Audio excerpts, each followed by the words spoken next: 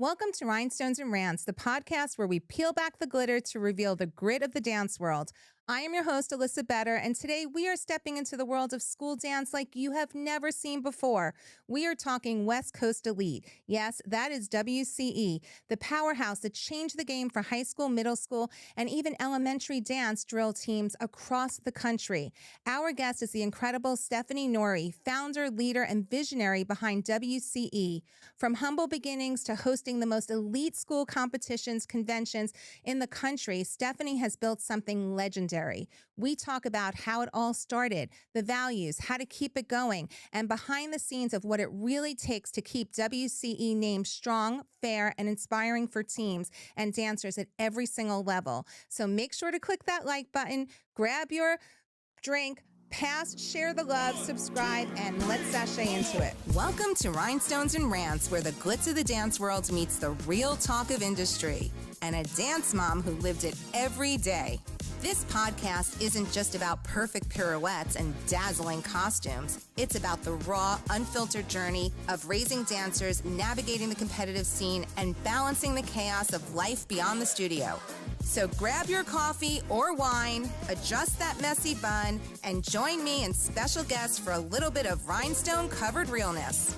Click that like button below, subscribe, and let's get into it.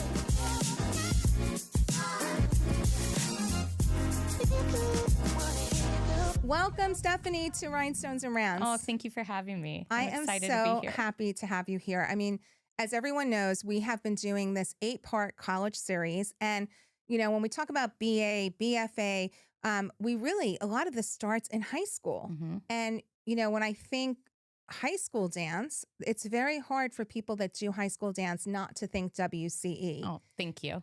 Amazing what you've built, by the way. Congratulations. The other thing about it is, like, my daughter, and I've been very vocal about it. Unfortunately, fortunately or unfortunately, she did homeschool. So she did not do high school dance. So I have tons of friends being in the dance world that have done high school dance, and you always hear WCE, Stephanie. I'm like, who is Stephanie? Oh, thank you. That's very sweet. It's amazing because, you know, we know as big as the dance world is, it's also very small and people always have something to say. But when they say WCE or they say Stephanie, you really do hear only the most positive things. Oh, so I think the best place to start would be, first of all, have you introduce yourself to everybody who's listening. So in case they may miraculously not know what WCE is. What does WCE stand for? How did it start? Or more importantly, let's start with like you, who you are, and how you even got yourself involved to build this empire. Oh God, that is a long one. I started dancing when I was 2. I was at Bobby's School of Performing Arts, still around, still thriving. The one in Newbury Park? Yeah. Oh, love it. Yes. Well, it wasn't Newbury Park when I was there. It was Thousand Oaks, got it. But same. So I did that for years. And then I started competition dance in like 6th grade, which was like normal back then. Now I know we do it when we're like 5.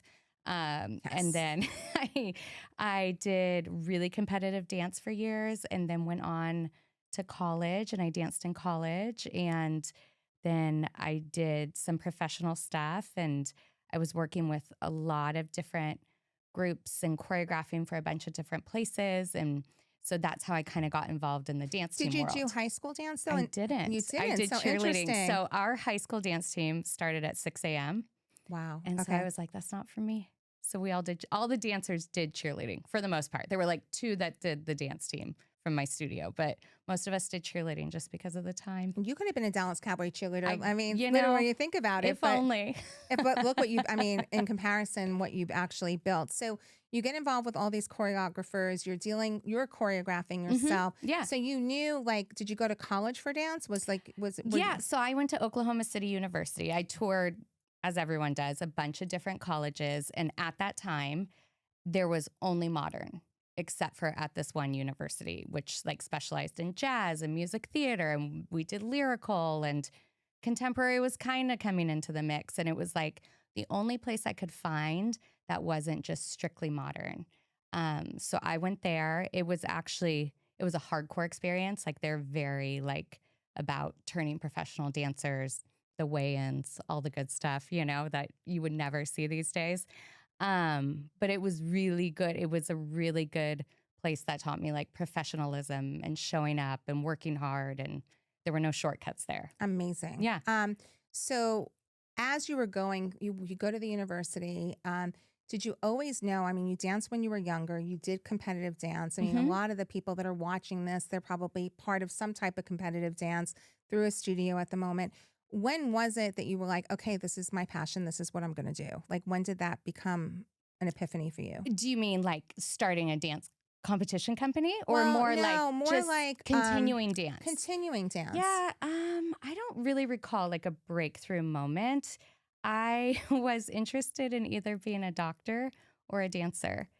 And I love that so much. and then my senior year, I just felt like I couldn't give up dance. But my parents were very much like, I want you to go the traditional route.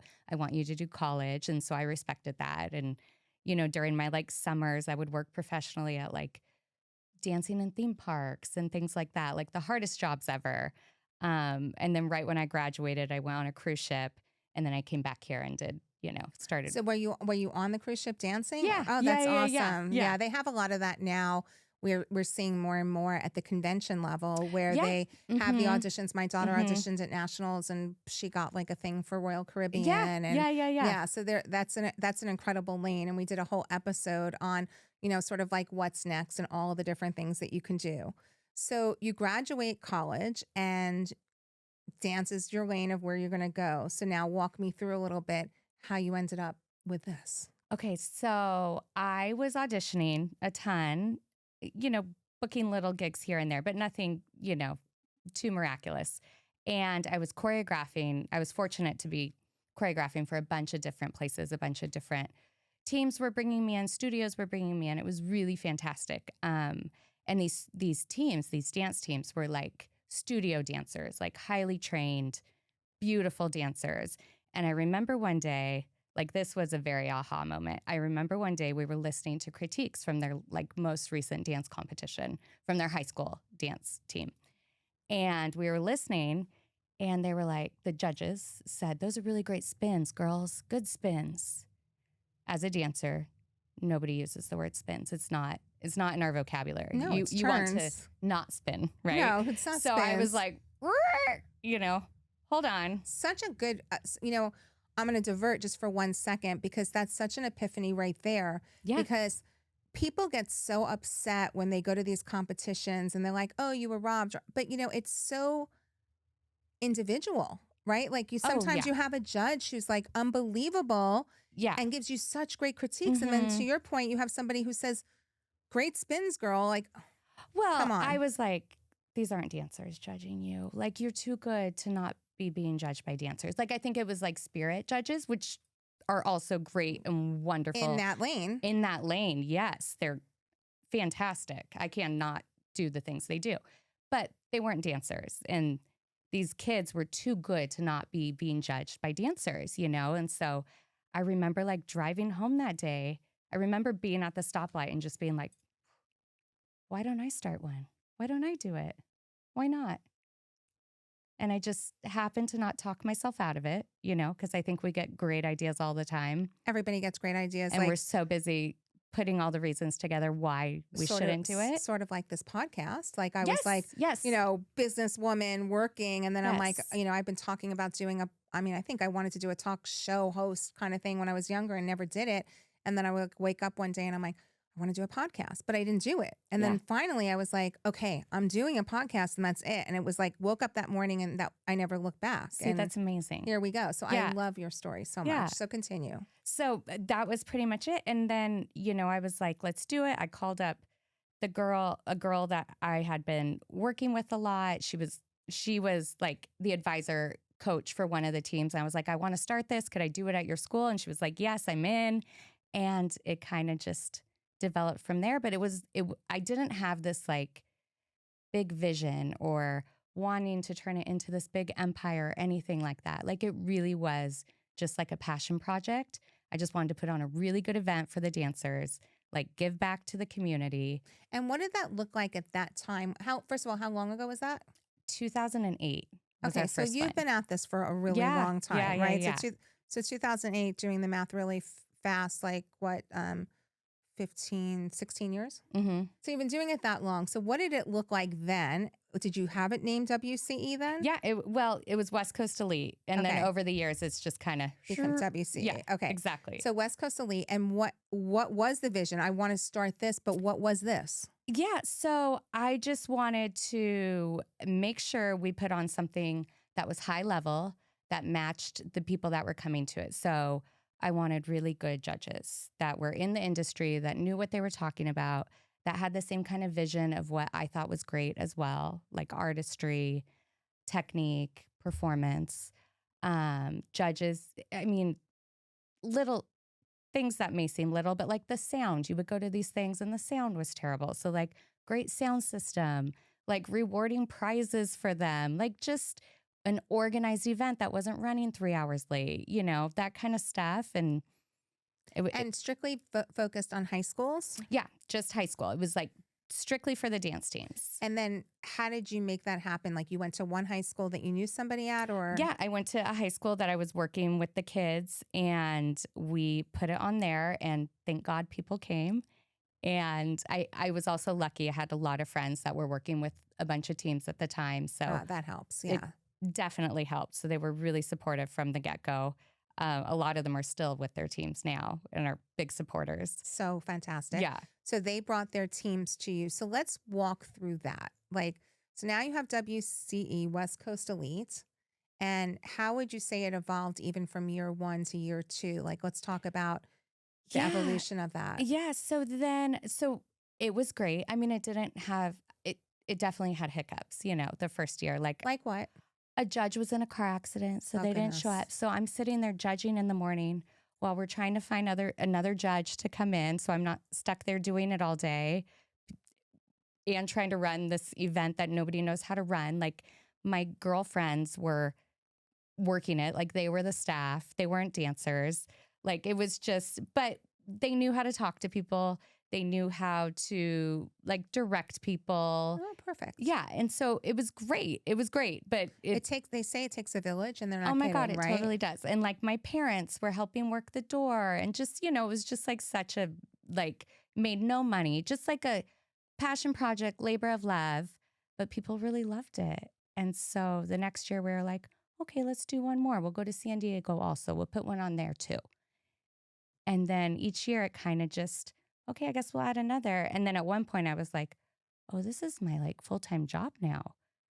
And then it just. And when you were doing it in multiple cities, were they in the same weekend or were they in different weekends? weekends? Oh, no, different weekends. Okay, so you would be able to go to each one of these venues with your traveling judges or whomever and start that. Okay, so what do you, based on, obviously judges is one thing that really makes it different than others, but what would you say some of the real attributes that WCE brings to the high school dance world that makes it so prestigious, maybe against others? And that's not to bash any others. Yeah, no, I hear you. It's more to say what are we good at? Yeah, what does good look like? God, a lot of things for us. I feel proud saying it. One, the energy. I think the energy at our events is like no other. Even the announcers that we bring in, I mean, they're next level. They're professional. Because you've been to those competitions. I know you've sat there when you're just like, oh, so painful. This is painful. I got to get up. I got to get out of here. And that's or not. Carr. I forgot his name, the guy that does Carr.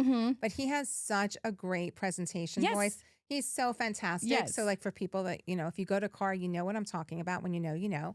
And I love watching him. Yes. And when I stopped going to Carr and those kind of competitions, that was the one person I missed, because I would go to other competitions and it was number 163, gold, number 243. I mean, they really set the tone. So we have brilliant announcers. Our staff is just next to none. They will take their shirt off their back. If a dancer is cold, they will literally give them their sweatshirt. They're just the best around. We make sure we just hire really, really, really great people. And speak about that for a second. How do you screen? There's so many crazy things that have gone on in this industry, right? And you have a huge responsibility because you're dealing with these kids, these high school kids. Yes. And I mean, what things do you put in place, not only from a screening perspective, but from a safety perspective? Yeah, that's a really good question. So I will say, like, we don't do background checks because a lot of people that can be with children would pass that shouldn't be with children would pass the background check. We don't hire outside. Well, we hire outside if one of our judges that has been with us forever and is part of the family and says, hey, They're vouching for that person. can we bring in Tom? Tom is fantastic. Okay. Then we screen Tom. We talk to Tom, see if he's our aesthetic in regards to what he's looking for. And then Tom comes in. Got it. So it's really what you're offering for the weekend, like for a WCE weekend. What does that look like? In terms of, So like, is it a day competition? Is it a 2-day competition? Like what? yeah. So for the high school dance teams, it's a single day competition. And then our nationals is 3 days. Okay. So that's where it's multiple days when they come in. Yes. So when they come in, they already know like what schools they're competing against and how many, is it solos and groups that they're doing? Okay. Yep. And what else does it offer, this WCE, besides like bragging rights of, winning? Yeah. So like at our nationals, I think we award like, I would have to count it up now, but it's more than this now, but over 20 grand and like prize money and, things like that and scholarships and. That's very good. And then like some of the kids I was reading, like when they do really well with WCE, they become part of the WC family. Like, do you have people a lot of dancers, we have a lot of different things we offer. We have like our apprentice faculty, which they're invited to come like work at our conventions and assist for our, master teachers. And a lot of them end up booking like amazing jobs through that, just for those connections that they make. So we offered that. We offer a lot of them to come back and be on our staff. So, and what would you say, like, when you say like your aesthetic, like what are those judging standards? What are the things that they're really looking for and what makes that different than what you were trying to avoid? Yeah, that's a really good question. A lot of judges look for different things, right? I mean, dance is subjective, so you're never going to get, we could have same dancer be judged by 2 different people and have completely different scores, right? It's the same thing like when you wrote essays for college, right? Yeah, exactly. Depending which professor read it, different grade, yes. And so for us, we are really, really looking for more than just like a really clean technical performance. Like we're looking for artistry, we're looking for storytelling, we're looking for a piece that can move you, even if it's like jazz, just something that like makes you feel something. Do you find that that's changed from 15, 16, 10 years ago? One, as I see the talent changing, the talent's getting like the talent is insane. The talent's, insane. Like what 5-year-olds are doing now in comparison to like 10-year-olds I can't even get over what 5-year-olds are doing, right? So have you seen that change how the judges are scoring based on how the talent has shifted? Yeah, I think they just adapt to how the talent shifts, right? Okay. Like, so something that scored, let's say a 99 10 years ago, probably would not be getting a 99 today, right? So it just kind of develops over time. Do you find that like when crumping and what all that weird stuff whatever that stuff is, right? Crimping, whatever that is. when all of those different and the tricks came in. Do you find that this was the year of jazz and jazz seemed to be the year that won everything. But then all of a sudden the following year it's contemporary. Like what do you think as an educator really kind of sort of like fashion? 1 year for sure. I think they go through seasons. Like maybe not like a year. Like maybe like jazz is making a comeback. It's already started, but I mean jazz is sassy, back. But sassy jazz or Broadway jazz? Sassy jazz. Sassy jazz is just it's everything right now. 5 years ago, like jazz was very uncool. Very, very sequins uncool. were uncool. Everything was uncool when it came to now that. jazz is it. So yeah, I think everything just kind of love to hear that because I have a sassy jazz dancer. She's a sassy jazz, and so like when contemporary was in, and I used to go to these competitions, and I had a conversation with a choreographer who we had on, and it was like we would go with this incredible sassy jazz routine, and then the people who would win was the contemporary, and all of a sudden they would stand there and they would just go. And then the next move was like this. And they would like win first place because it was so artistic, unique. Yes. Like you have to understand the story. Like, Yeah. and I would sit there like, are you kidding me right now? But then, she adapted and she went, to the contemporary. So I was always curious about that in like from your purview, like, does that specifically change as you go along? Yeah. And I don't think it's by any parameters we put in place. I think it's just how dance changes, right? What is the vibe of like the kids that go there? Like, how do you, as the person who runs the empire, how do you keep it where, like, if you have people say, well, that school is continually favored, like the favoritism towards the school, or because there are schools that continually win, and there are people bond on negativity, whether it's truth or whether it's not, it's their truth that they live. Absolutely. So when they're living that truth and they're saying, well, why are we going to go there? Because that school is just going to win, or they give everything to that school. How do you respond to that? And more important, how do you keep it authentic that it is really fair? Yeah, that's a good question. I'm not even sure how to answer it. I don't have to deal with that too much. I mean, the beautiful thing is, I can't recall, and I could be wrong, a time when the same school like won nationals 2 years in a row, like the grand champion award. So maybe like one school is the favorite one year, but then it shifts as quickly as it came in, and then I always say, the like, next year. When you're a grand champion, you only have one way to go, and that's down. Yeah. So the pressure to stay on top, like there's nothing like everything is a failure if you don't win so again. It's really rare to see one school continue to be that school, like this one will do it and then the next one will pop in. And then, so, I mean, there's a lot that are at, like you have some that are at like a really high caliber because maybe they're feeding in from a studio, or maybe just their coaches have it really dialed in with their practices and their rehearsal. So, you do have a lot of schools that are in that top tier that are kind of always vying for that. But it's also really cool when you see the schools that weren't always that, like, come in and make that progress. We had the coach from Valencia High School come on. Oh, yeah. Andrew. Andrew. Yes. I love him. Yes. And he was a WC dancer. Yeah. So he just did an episode and he's amazing. And he didn't naturally win, but he is an incredible coach of how he brought this team, and they won WCE and USA, I think, this past year. So they were national grand champs twice this past season. And I was saying that to him. I'm like, so like, what do you do as an encore now? Because that's really hard. Like, there's so much pressure to win. So if you don't win, it's like, what'd you do wrong? Right. Yeah. And, he said he just stays very true and very consistent, and they go out there as, eye of the tiger and put their best foot forward, and you can only hope and pray and that it's going to translate ultimately. Absolutely. Yeah. What's one of the things that you wish, like if you had the magic wand to tell parents or to tell coaches, like what would be that thing you would want to tell them that may personally be a little pet peeve of yours or drive you crazy a little bit? What would be that thing? This may be an unpopular opinion, but it's like so arbitrary.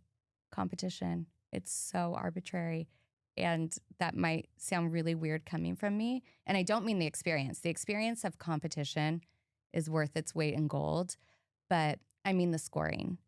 And if they could spend half of that attention they give to scores and who got this and who placed here and put it on like the education and trying to make like learning experiences out of it, they would be unstoppable.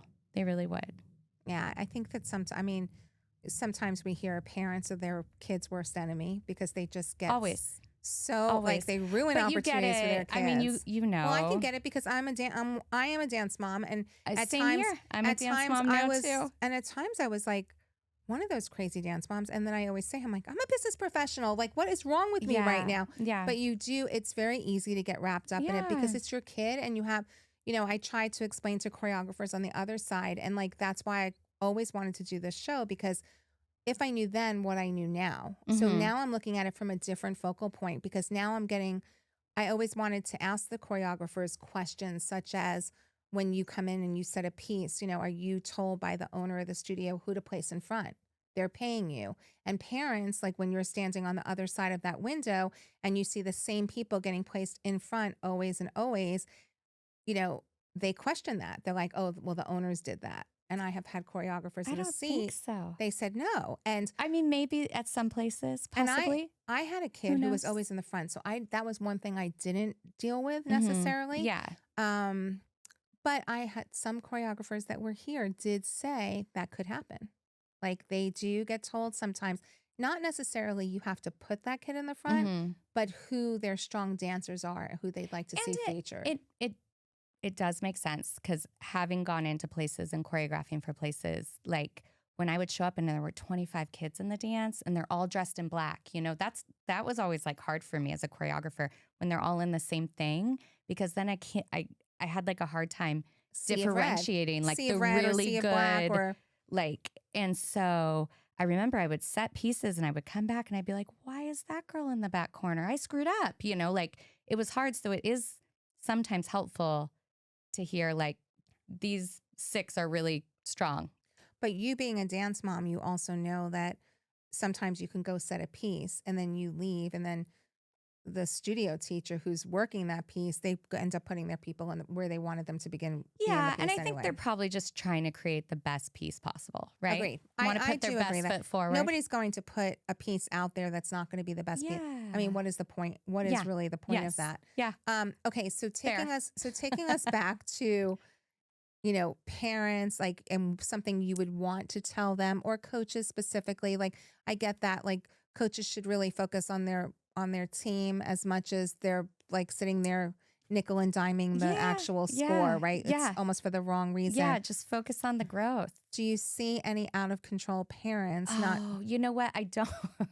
You don't. I don't usually have to deal with them, is what I was saying. Usually the coaches are really good about intercepting any parent that gets to me for the most part. I've had a couple of crazy emails throughout the years, but I mean, it would be like a So handful. share just for kicks Just and giggles. like my daughter is so good. She gets this, this, and this, and she got this at your competition. And, the judges didn't say anything to her. Anytime I get any critique, I like really take it seriously, and I take it to heart because I feel like I can grow from it, right? Like if somebody's unhappy, then there's something possibly that we're not doing right, Well, there's always like your story, their story, and somewhere in And then between is like the there's real reality, movie, right? right? So Yeah. I appreciate that so much coming from you, that you do take that, because I work in a technology field and we do a lot of like sales enablement programs. And in Mhm. those programs, we're only as good as our last program. So Yeah. when we put that out, I want to hear,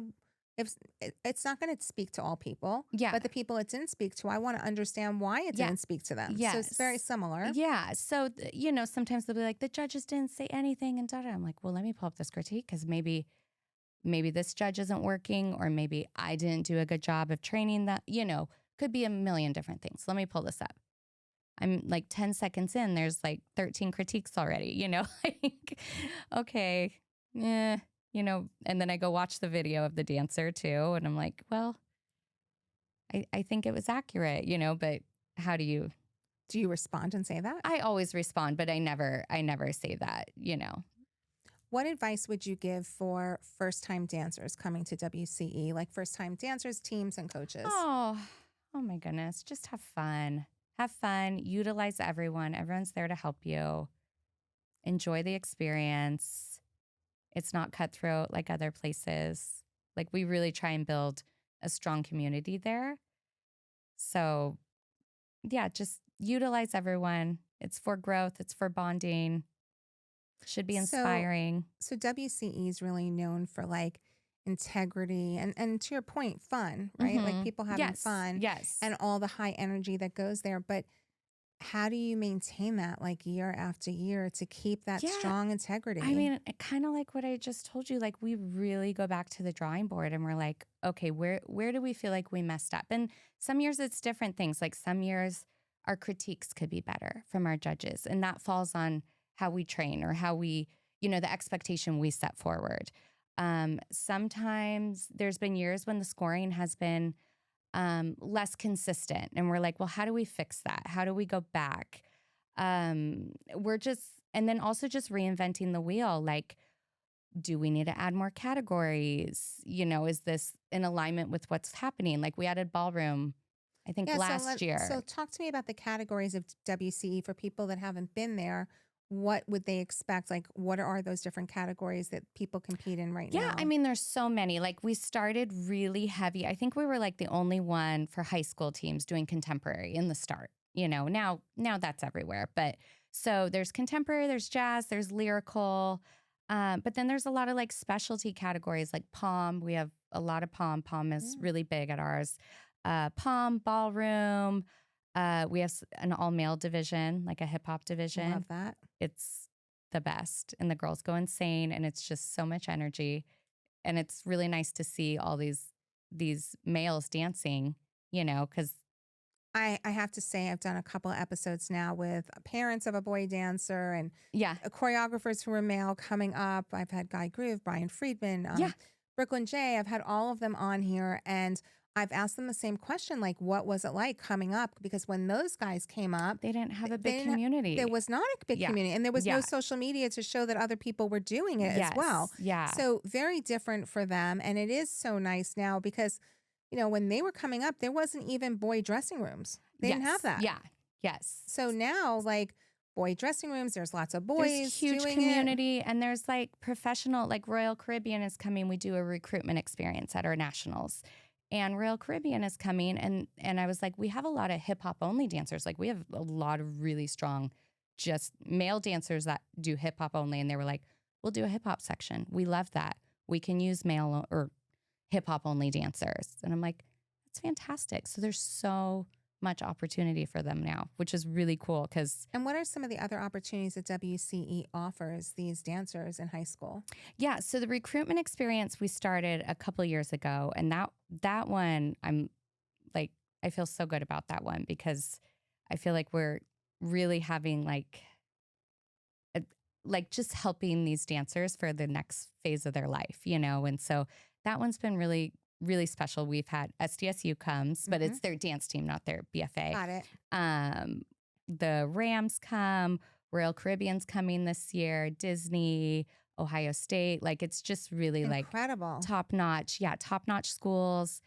So we have that at our nationals as well. And then we do summer conventions as well for the dancers with like the best names in dance as the teachers. And so is that where a lot of, because I keep hearing like in high school dance, and I just don't know enough about it, but I keep hearing that when they go to these summer camps, that's where they're learning a lot of their pieces. Yeah. Is that so they'll learn like a few routines there. Like at ours, they'll learn a jazz, a hip hop, and a pom routine. So I'm confused on that because if you have 8 schools, let's say in LA. This is like their spirit routines. So it's for their rallies, for their games. Oh, so they're not competing it. No. These are the pieces that they're learning for all of the. Oh, I love that so much. That's what so they mean. Fun. And it's like we have brilliant people like Danny Lawn did their jazz this year, and Quentin Perrin. I don't know if you're familiar with him, but absolutely. He did their pom, and Francis Florendo did their hip hop. It's just really great people. Oh, that's so fantastic. So Yeah, they are it's so learning. cool. So it's a great, so how much are like those camps when they go to it? Like price? Yeah, price wise. I think it's $269 per dancer. And how many days is it? It's 3. That's fantastic. Yeah. That's really a great, I mean, I know that, you know, being a dance mom and doing so many competitions, we had, it's not the cost, like that's the cheap part. It's the hotel, it's the food, it's the Uber driving that you do for your kids and all that stuff.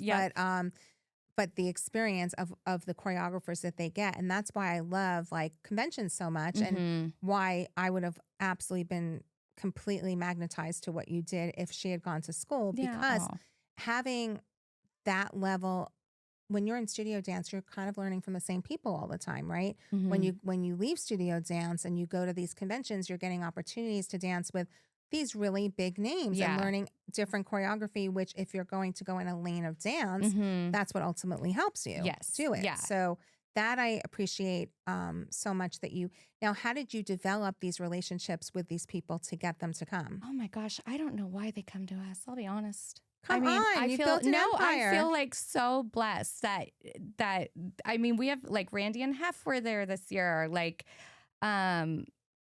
like, it's just, I don't know. I don't know. So do you call them up and say, hi, this is Stephanie from WCE? Yeah, a lot of times it's myself or my partner, Ashley, and we just reach out and we're like, hey, are you interested in this? And they're like, oh my God, I've heard of you. We'd love to, you know? Amazing. That's so cold calling works if anybody's, cold calling does work. It's a thing. Okay. So you get these great choreographers, which obviously enhances what you're actually putting out there. Because they're brilliant. Yes. Which is putting it. And then these high schools are learning these dances. Now, do you think people who attend the summer program have more of an edge with your judges or with WCE? No, because I don't think so. But I will say, because we spend 3 days with them, there is a community there, and I get to know the kids. And then when I see them at the competitions, you're rooting for people when you get to know them, right? So I'm not judging, because that would be too hard. Because But are any of your judges there during the summer program? Some of them are, yeah. So I would think, you do. I don't know. Possibly it could. It wouldn't hurt. Let's say that, right? Right. It wouldn't. I get it. Because that is, Joffrey, for example, they run a summer program, and you have to audition to get into the Joffrey summer program. Yes. But I'm talking about the one in New York. I'm sorry, not Joffrey, Juilliard. Okay. So Juilliard has this great summer program, and a lot of people that I've spoken to that they want to go to Juilliard for college, and they go through the whole audition process. If they only knew then what they know now, what I was told was they absolutely should have went to that summer program, because a lot of the kids that get picked, you're building relationships, right? So that's why I was asking for anybody that might be interested in WCE and then ultimately winning nationals, or getting more in front of the right people. Does that happen with WCE, which I don't think is a bad thing. Developing relationships is what the whole business is about. Well, it's only a few that cross over from our being at our camp to judging. So it's not a lot, but it wouldn't hurt, I'm sure.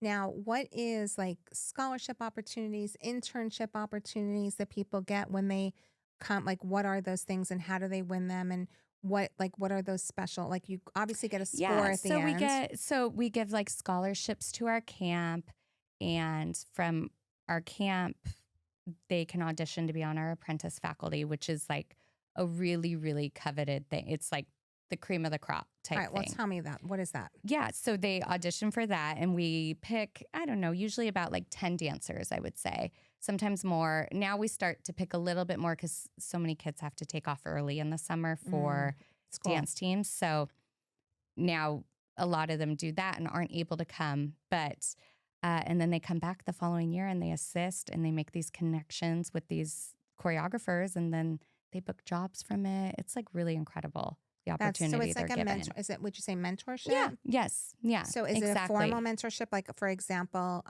Velocity, they have MVA Plus. Yes, and you could I've win heard of that. MVA Plus. So my daughter was part of that program, and it was phenomenal, because not only did she assist with them all year and travel with them all year and making those relationships, but she also got the opportunity, like, every Friday night of every city she went to, there was like MVA only, like all MVA pluses and MVAs would be together, and they would do like education for them. Like, they had a full curriculum I love that. of, how to walk into an audition room, how to slate, how to speak, how to go in front of the camera, how you should position yourself. Like, there was always a topic of what they specifically trained them on. So they were mentoring them all year long. I love that. And these kids were actually, so I did too. I thought it was a really well done program, and it was definitely resume material to put on to go to school, which WCE very well known. I'm assuming that's as well. Yeah.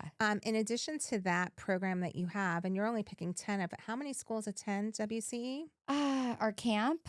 Well, is it from the camp, this scholarship? This is from the camp, yeah. Okay, so yes, how many? So camp is less than like what our nationals would be, but I think, I want to say roughly like 40 schools.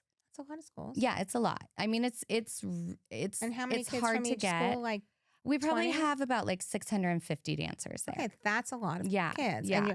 of 650, you're only picking 10. Mm-hmm. So that's a very, I mean, more or less throughout the year, depending on and if is we're there like, a charge for them to no, okay, so there's no charge and this is what they do and is there any money that they get to come and assist? no, it's not like a paid job, but we set them up in the hotel and make Oh, you sure. do? Yeah, Okay. yeah. Okay, so that's Yeah. stuff. Yeah. And then they're Velocity didn't. invited to come tour with us as staff after that as well, too. That's excellent. Mhm. And then scholarships, like what kind of scholarships do you give out other than that program? It's that program, and then just the camp program So there's scholarships that get you into the camp. into the camp. Yes. Is there any And they'll get scholarships that for from the nationals? competitions. It's the same. It's the camp scholarships. It's the camp scholarships. Yes. Okay, so Yeah. they give that out during the regular season. And then how often, like for the regionals, do high schools come to the regionals? Is it just once that they have to come to qualify for It nationals? really depends. Our nationals is open, so they don't need to pre-qualify because I never I mean, maybe it's not good business. I don't know. But I never wanted, I've seen a lot of schools feel like they have to keep going to a certain competition to qualify. And I only want schools to come to mine because they want to go to it and they feel like they're getting a That lot makes a out lot of of it. sense. Yeah. I mean, so it's open. They can go 0 times and come to nationals. Some of them come to 6 of our regionals and then go to nationals. It just kind of depends. Different schools do different things. But I want it to always not be like feel forced on them, No, I think that's a great way of looking at it. I mean, you could do, in my business, you could do mandatory trainings or you can do Yeah. just come if you want to go. And Yeah. the truth is, I'd always rather people show up Mhm. because they want to show up versus mandatory. Because if they mandatory, they're just there to get the check in the box. But Yeah. if they're coming because they want to be there, Yeah. they're going to get what I'm trying to put out there as far as the Exactly. training goes, which Exactly. is really important to me. And I want them to enjoy the experience, not come because they want this one score, right? What has been the most surprising thing to you from schools that come to your competition? Like, was there any moment where you're like, wow, didn't see that one coming? Or was there anything that really surprised you in all these years of doing it? I don't know. Nothing pops out at me. Okay. Is there a most memorable moment that you have from one of the routines that like one that just really sticks out in your head? And what was it and why? Oh God, probably not this past season, the season before, East Lake's all female. You'll have to go dig up. We'll dig it up and we'll put it up. So what is it called? East Lakes? East Lake all female.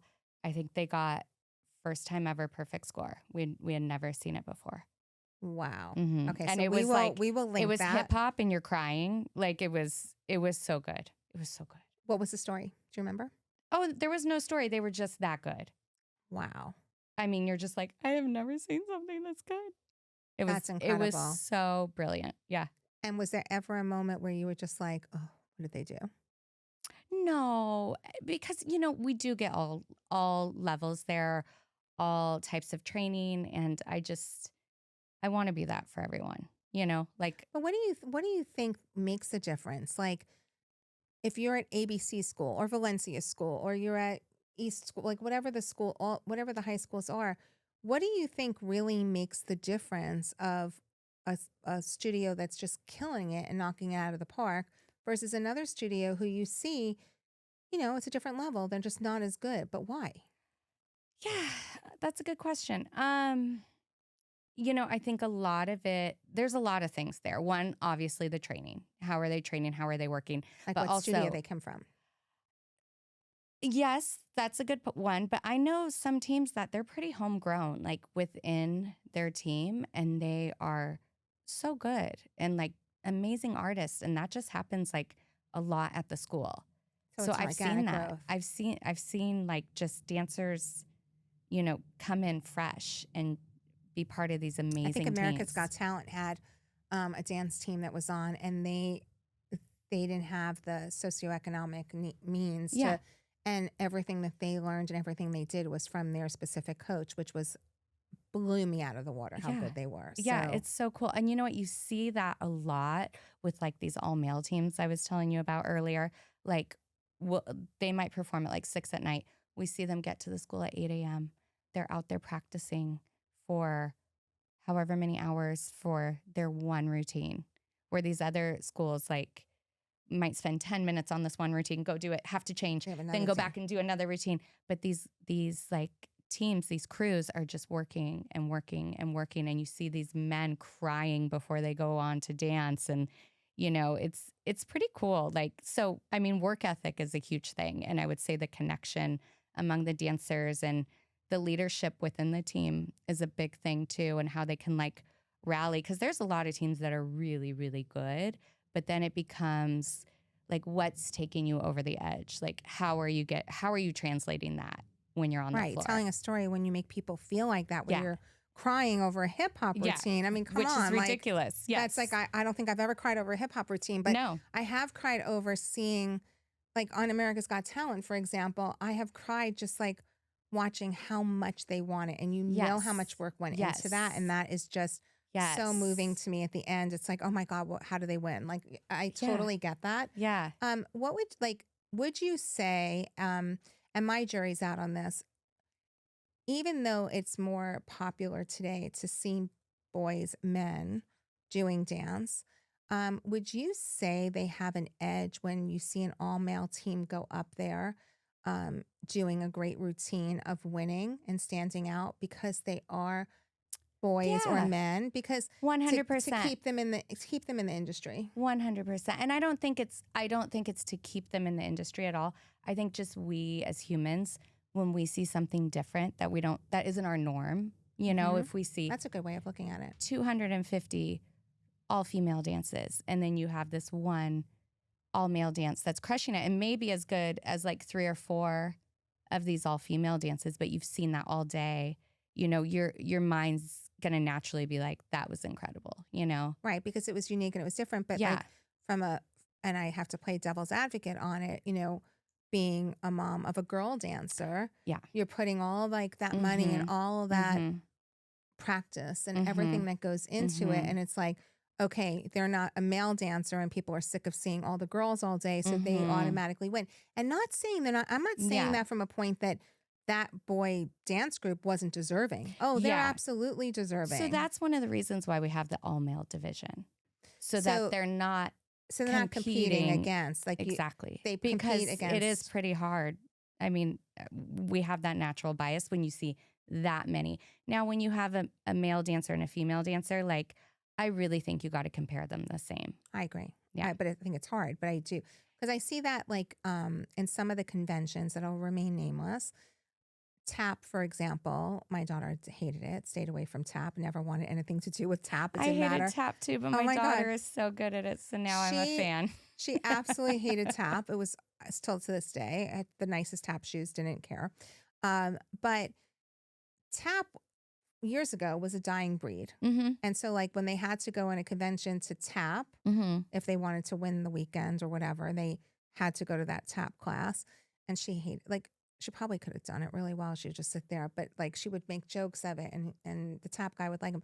But when they saw a tap routine, I'm not a big fan of tap, to be honest. Like I've never like found it, like it never really grabbed me when I was watching it. Yeah. But I started to see a lot of the tap dances win like first overall.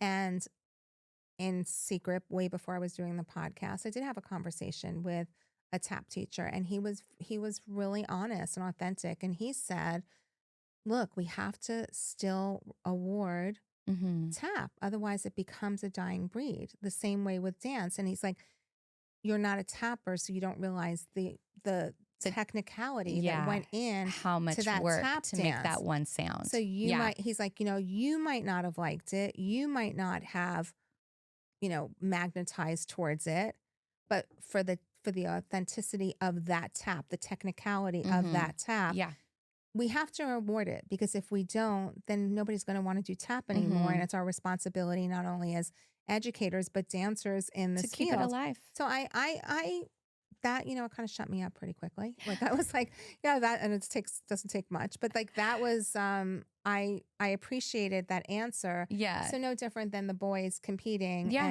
and doing that. Okay. So then I guess my next question to you would be, for all of the people who come to WCE, and whether they've been there for 5, 10 years,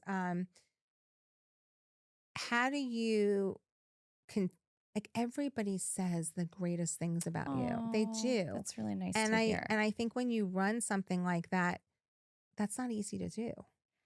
I think we have just, I didn't start out as like, I want to go put on this business so I can make a lot of money and make it really big. I am a dancer first and foremost, and so possibly I come at it like from a different way than other brands might. Um, and to me, I just felt this like responsibility to keep it authentic and to keep it why I started it, right? Like I owe these dancers this platform that is as good as what the product they're putting out, And so we do a lot of just going back to the wheel and reinventing and going what's working, what's not. What else can we give them? What else are we not offering them, Yeah, I think I think when people show true passion for something, Mhm. you can see the difference in somebody that's just going after it for money. Yeah. And I don't like that. Like when I partner with somebody, I partner with them in a partnership, and it's not money will come, in my opinion, if you have passion. Like I always Mhm. say, as long as you're doing something you love, I don't care if you're a plumber, not that anything's wrong with being a plumber, but if you really have passion for You're doing going to be great you're at gonna what you you're do. gonna invent a Yeah. special coil for the toilet bowl. I Yeah. mean, who knows, Yeah, right? yeah, But yeah. you're gonna do something because you have passion for it. And I Mhm. think that the fact that you didn't, start out with for the money of it, and it was really Mhm. more of a passion project, Yeah. maybe that's what people saw because you management's changed in a lot of the conventions, and Mhm.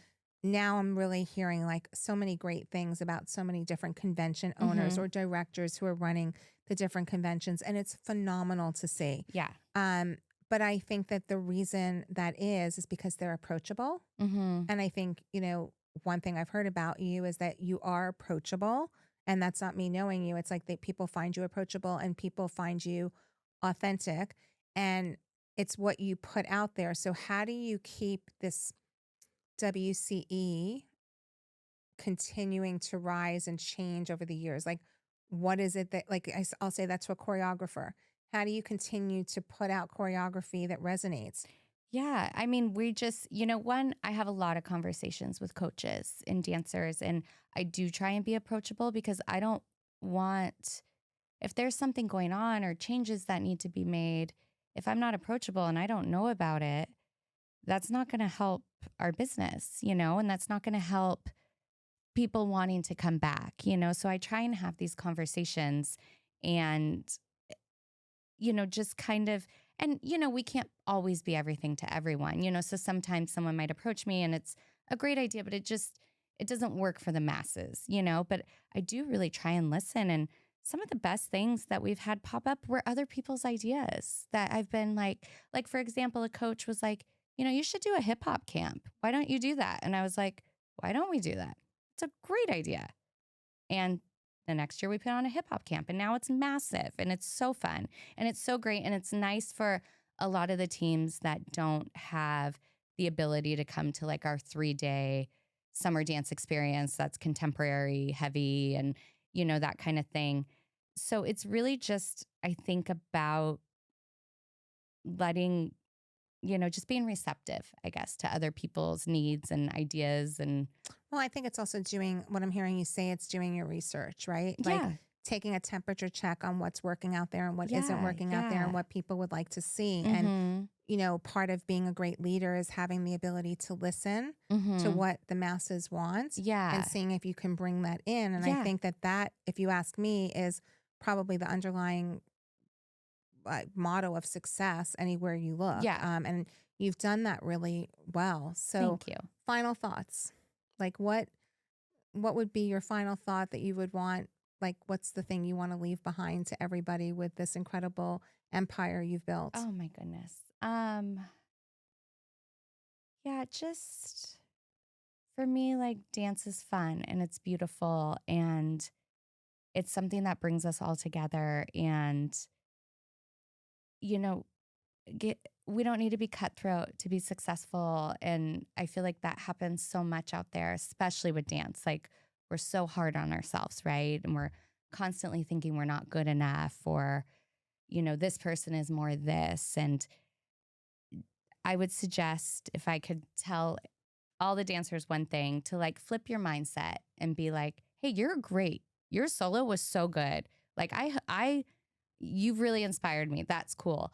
Instead of being like, oh God, she did it again. Alyssa just went. Which did her is high school, 8 which is turns crazy. again. You know, so I think the more that you can let people inspire you and be inspired, like, the more successful they'll be and the happier they'll be, right?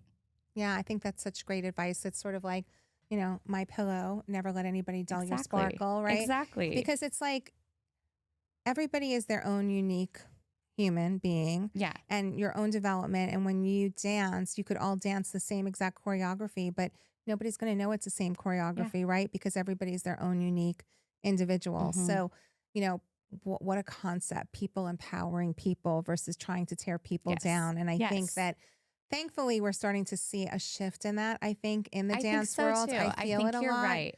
I'm seeing it a lot. Like, I feel like people are cheering for each other again. And we're starting. Now, I'm not taking away dance moms talking behind other kids' backs, and I'm not taking away regular high school drama that I'm sure you experience, but I do see a shift, and I think that that is great advice to, you know, leave this episode with, you know, just to start really empowering people. So anyway, thank you. That Oh my was, gosh, it absolutely. was so fantastic. Thank you. And, That was fun. and you really have built an incredible Oh, empire Thank you. and empowering so many kids as well. Thank you. So I just want to say thank you to Sarah and Lisa for my new Rhinestones and Rants mug. You could get these too. Just drop us a line and we will make sure to get you one. But I am so in love with my sparkly mug, and I love you guys so much for gifting this to me. Well, thank you so much, Stephanie, for coming and sharing your story. I so appreciate you being here. You are so authentic and amazing, and what you've been able to build is incredible. And for all of you listening at home, I hope that you saw that the magic of WCE and the mission that Stephanie Noori has put to build this competition, she's really built not just a competition, but a movement. So please share your favorite WCE moment, memory, all the bloopers, and until next time, remember, never let anyone dull your sparkle. Speak to you soon. Don't let anybody treat you like regular glue, because you're glitter glue. You sparkle, you shine. Get it, girl, get it, friend.